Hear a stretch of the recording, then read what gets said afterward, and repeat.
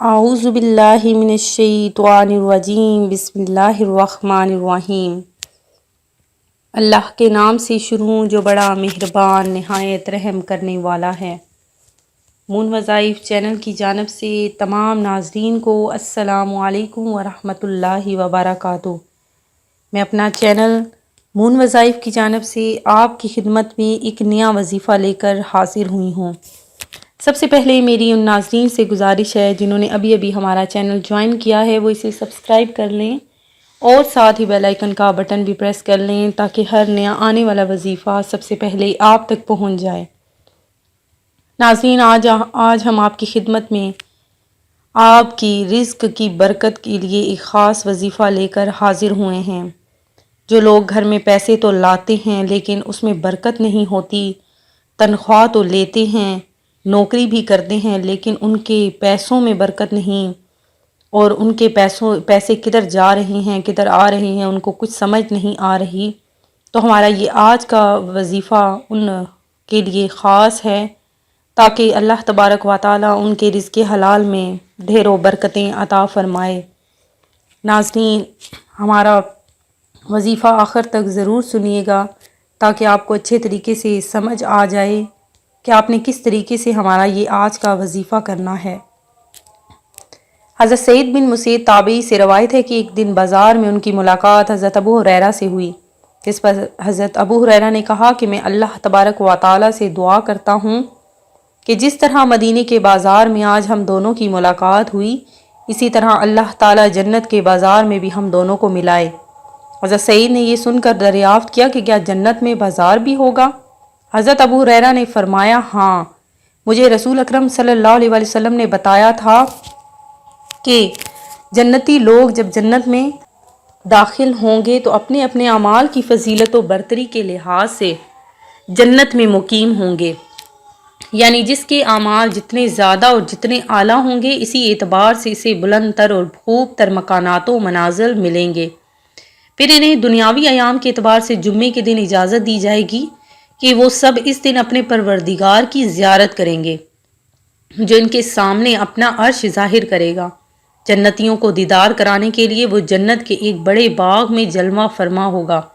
اس باغ میں مختلف درجات کے ممبر، یعنی نور کے ممبر، موتیوں کے ممبر، یاقوت کے ممبر، سونے کے ممبر اور چاندی کے ممبر رکھے جائیں گے جن پر جنتی بیٹھیں گے۔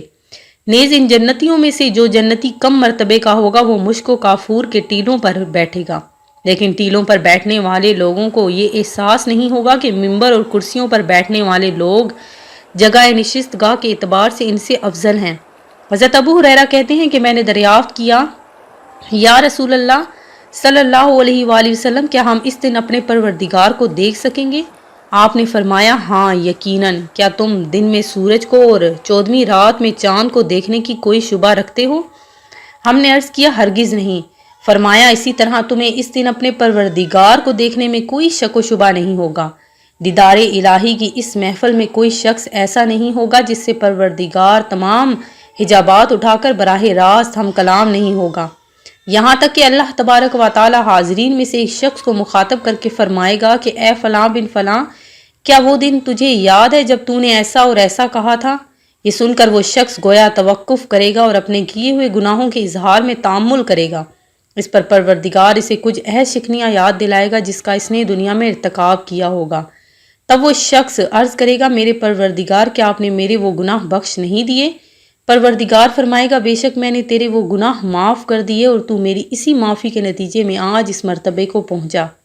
پھر وہ لوگ اسی حالت اور مرتبے پر ہوں گے کہ ایک بادل آ کر ان پر چھا جائے گا اور ایسی خوشبو برسائے گا کہ اس جیسی خوشبو انہوں نے اس سے پہلے کبھی کسی چیز میں نہیں پائی ہوگی۔ اس کے بعد ہمارا پروردگار فرمائے گا کہ اٹھو اور اس چیز کی طرف آؤ جو ہم نے تمہاری عظمت کے باعث تیار کر رکھی ہے، اور تم اپنی پسند و خواہش کے مطابق جو چاہے لے لو۔ جنتی لوگ اس بازار میں پہنچیں گے جسے فرشتے گھیرے ہوئے ہوں گے۔ اس بازار میں ایسی ایسی چیزیں موجود ہوں گی کہ نہ کسی آنکھ نے دیکھی ہوں گی اور نہ کسی کان نے سنی ہوں گی اور نہ کسی کے دل میں ایسا تصور آیا ہوگا۔ پھر اس بازار میں سے اٹھا کر ہمیں وہ چیزیں دی جائیں گی جس کی ہم خواہش کرتے ہیں، حالانکہ اس بازار میں خرید و فروخت جیسا کوئی معاملہ نہیں ہوگا، لیکن جنتیوں میں یہ احساس نہیں ہوگا کہ کوئی معمولی اور ذلیل خیال کیا جائے۔ بہرحال اس بلند مرتبہ شخص کو کمتر مرتبے کے شخص کا لباس پسند نہیں آئے گا۔ پھر نبی کریم علیہ الصلاۃ والسلام نے فرمایا کہ اس کے بعد ہم سب جنتی اپنے اپنے محلات اور مکانوں کی طرف واپس ہوں گے اور وہاں ہماری بیویاں ہم سے ملیں گی تو مرحبا اور خوش آمدید کہہ کر ہمارا استقبال کریں گی، اور عورت اپنے شوہر یا مرد سے کہے گی کہ تم اس حال میں واپس آئے ہو کہ اس وقت تمہارا حسن و جمال اس حسن و جمال سے کہیں زیادہ ہے۔ سبحان اللہ۔ ناظرین، جو آج میں آپ کے لیے خاص وظیفہ لے کر حاضر ہوئی ہوں وہ ذرا سن لیں اور نوٹ بھی کر لیجئے کہ کس طریقے سے آپ نے یہ وظیفہ کرنا ہے۔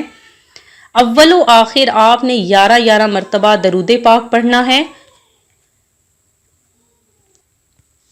دن میں کوئی سا بھی ٹائم آپ مختص کر لیں جس میں آپ نے یہ وظیفہ کرنا ہے۔ اس کے بعد آپ نے 21 مرتبہ سورہ کوثر قرآن مجید کی جو سب سے چھوٹی سورت ہے وہ آپ نے 21 مرتبہ پڑھنی ہے، اور اس کے بعد آپ نے 500 مرتبہ یا غنیو، اللہ تبارک و تعالیٰ کا یہ اسم گرامی ہے، اس کو آپ نے پڑھنا ہے یا غنیو 500 مرتبہ۔